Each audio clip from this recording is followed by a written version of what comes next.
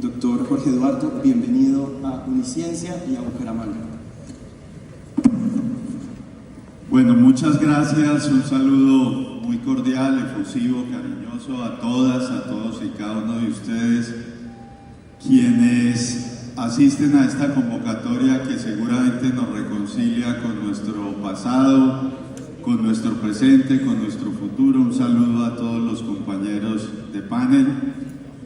Y en el medioevo algún retórico planteaba que no existe el pasado, el presente ni el futuro, que lo que existe es un presente pasado que es el recuerdo, un presente que es el amor entendido como libertad, igualdad y solidaridad, y un presente futuro que es la esperanza, algo que de verdad es bien importante. Si uno hoy analiza sociólogos, filósofos contemporáneos, todos son concomitantes en que las nuevas generaciones están incursas en la desesperanza.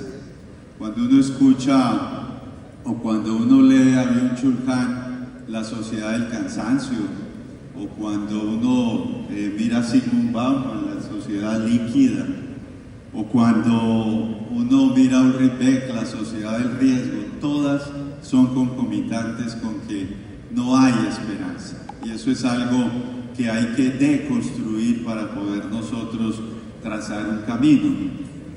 Y ese presente pasado que es el recuerdo es bien interesante. Alguien del equipo ahora del SENA me decía: oiga, director, recuerde que hoy se celebra esa actitud valiente que tuvo Manuela Beltrán cuando rompió los edictos aquí en Socorro, Santander. Fue precisamente un 16 de marzo de 1810.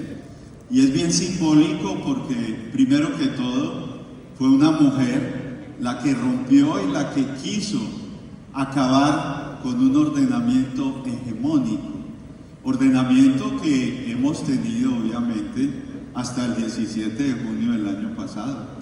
202 años en los que este país se ha debatido en las mismas desesperanzas, en los mismos planteamientos. Y permítaseme, voy a decir algo que de pronto es bien irreverente, pero cuando uno ve que el pueblo colombiano vota para que se acaben las EPS y en el Congreso no le da paso a un proyecto de esos, es cuando uno empieza a por lo menos cuestionarse la democracia representativa. Y entonces tendría uno que ir a esas fuentes como por ejemplo de Tony Negri, si no es mejor construir multitud o construir comunidad, en vez de construir una democracia representativa que, como lo dice el exmagistrado Nilsson, en su gran mayoría es corrupta, no toda. En el Congreso hay gente honesta, hay gente trabajadora, hay gente ética, hay gente que no roba, como lo hay en el Poder Judicial y en el Poder Ejecutivo y en todos y cada uno de los sectores sociales, pero que un sector de estos desconozca el mandato popular es por lo menos una seña para nosotros poder cuestionarnos sobre esa democracia representativa, que habrá que inventar, no sé, no lo tendría claro, pero sí hay que construir algo mucho mejor. En cuanto a esta relación entre la ética y los jueces, yo estoy de acuerdo con el profesor Comanducci. Esa relación entre ética y moral no es necesaria, puede ser contingente. Cuando él habla de la contingencia, quizá de las constituciones, podría uno pensar que es necesaria en la parte dogmática de la Constitución, pero puede ser mucho más contingente en la parte orgánica de nuestra Constitución.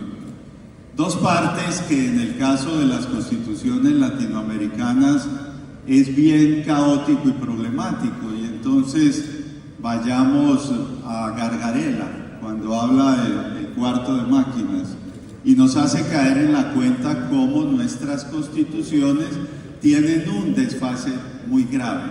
porque en la parte dogmática, en la defensa de derechos humanos, avanzó mucho, y nuestra Constitución es una Constitución de y para los derechos humanos. Su parte dogmática es muy rica y los mecanismos de protección de esos derechos. Pero la parte orgánica es bien problemática y caótica. Mientras la parte dogmática es del siglo XXI, la parte orgánica es del siglo XIX, siglo XVIII. En nuestra historia constitucional hubo durante el siglo XVIII y XIX dos discusiones fundamentales: si éramos un Estado laico o confesional y si éramos un Estado centralista o federalista. Lo laico o confesional ya lo solucionó nuestra Corte Suprema de Justicia a través de bellas e innumerables sentencias en donde nos constituye como un Estado, yo diría, semilaico. Pero la otra parte constitucional de la parte orgánica no se ha desarrollado.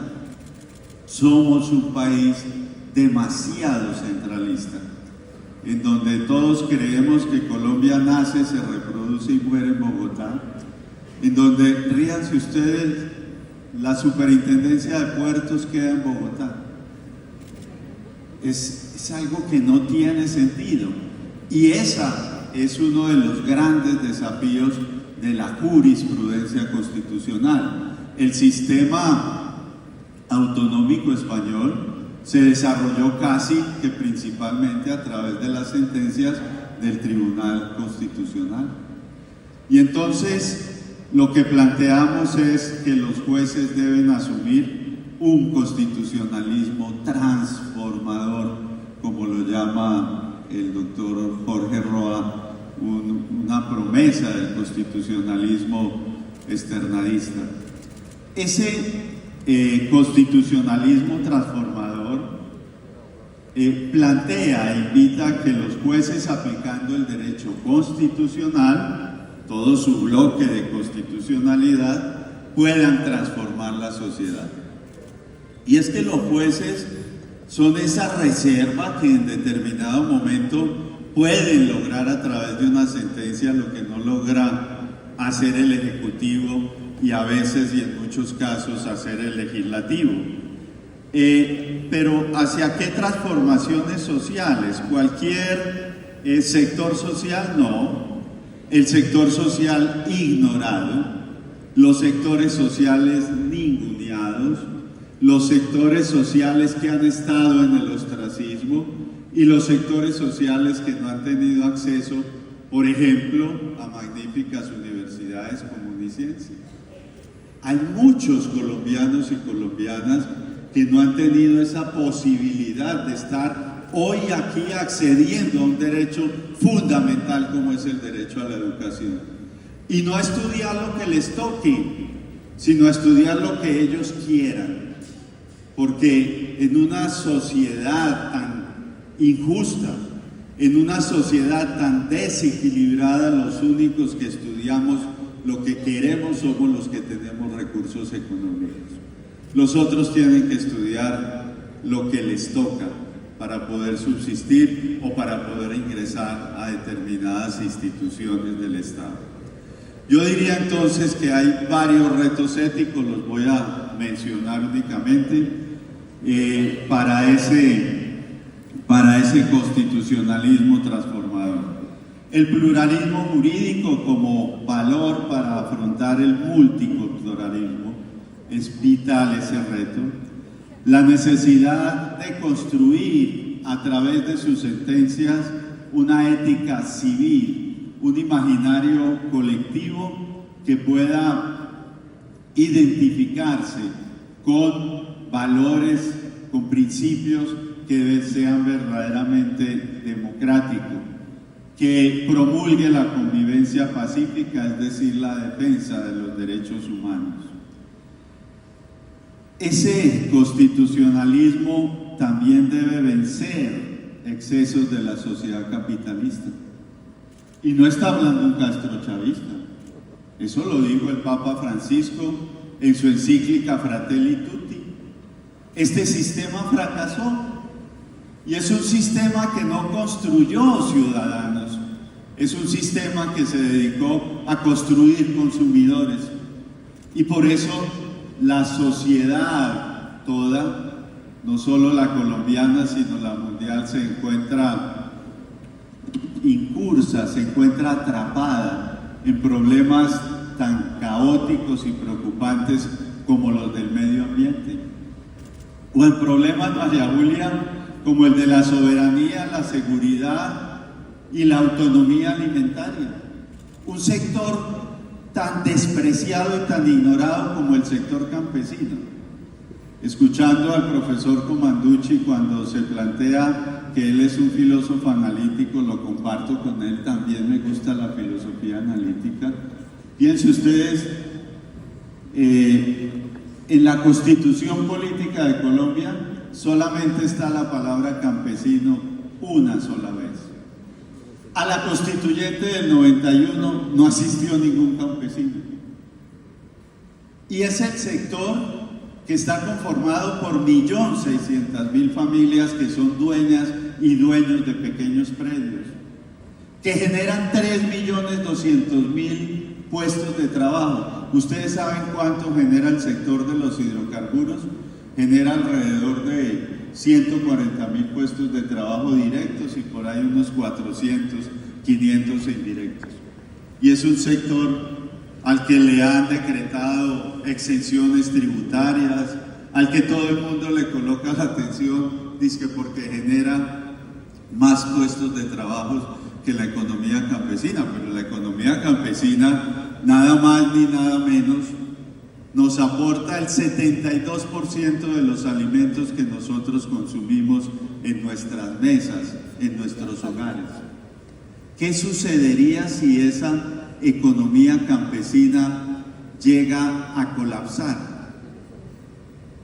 Va a haber, como lo plantea el profesor Morán en un hermoso libro que escribió en pandemia, Cambiemos de Vía, lo que puede enfrentar la humanidad después de esa pandemia del COVID es una hambruna. Y lo estamos viendo. Colombia importa alrededor de 16 millones de toneladas de alimentos. Por Dios, qué vergüenza. Y ese es un reto que tiene este constitucionalismo transformador, porque la Corte Constitucional no ha sido generosa ni con replantear nuestro sistema, nuestro esquema orgánico de la Constitución, ni con el sector campesino. No el sector rural, porque es diferente el sector rural al sector campesino. Esos excesos de una sociedad capitalista hay que vencerlos. Los problemas ambientales, la financiarización de la democracia, en donde podemos identificar cómo la banca y cómo el sector financiero es el que dirige la política. Hay esa ruptura entre sociedad, entre Estado, y esa ruptura sustancialmente se debe a ese proceso de financiarización de la democracia. Y pues sustancialmente un reto que es muy importante, lo plantea el exmagistrado, que es el reto ético. Un reto en donde podamos lograr que el imaginario colectivo sea el garante de tener buenos representantes y senadores en el Congreso. Pero eso va a ser muy difícil. Yo recuerdo a un politólogo que planteaba que no puede existir democracia ni elecciones libres si los servicios públicos básicos no están satisfechos. ¿Cómo le exige uno a una persona que no tiene ni qué comer? En Colombia, más del 40% de las personas comen 2 veces al día, no porque estén haciendo la dieta intermitente, sino porque no pueden. Y con esa pobreza es imposible exigir que se elija en conciencia. Si los servicios públicos básicos no son satisfechos, obviamente no vamos a tener una buena democracia. Y entonces, ¿qué es lo que está haciendo el pueblo colombiano? Pues lo que estamos es tratando de mirar nuevas opciones. Y eso fue lo que se decidió el 17 de junio del año pasado. Pero hay que darle tiempo, parceros y parceritas, porque de agosto a marzo es imposible acabar con una historia de 203 años, totalmente imposible. Y todo lo que hoy está sucediendo en el país no es culpa del presidente Gustavo Petro. Eso es producto de un acumulado centenario. Es producto, obviamente, de una ideología que únicamente bebió de las fuentes del bipartidismo. Hay mucho por construir, hay mucho por hacer, y personalmente tengo confianza en que sean los jueces los que en determinado momento puedan enderezar el rumbo a través de ese ejercicio de un constitucionalismo transformador, a través de una ética de la justicia. La justicia, lo plantea Rawls, es el valor sustancial a la sociedad, tal y como lo puede ser la moral para la filosofía. Si es un valor sustancial, es ese valor el que debemos defender. Muchas gracias, doctor Jorge Eduardo.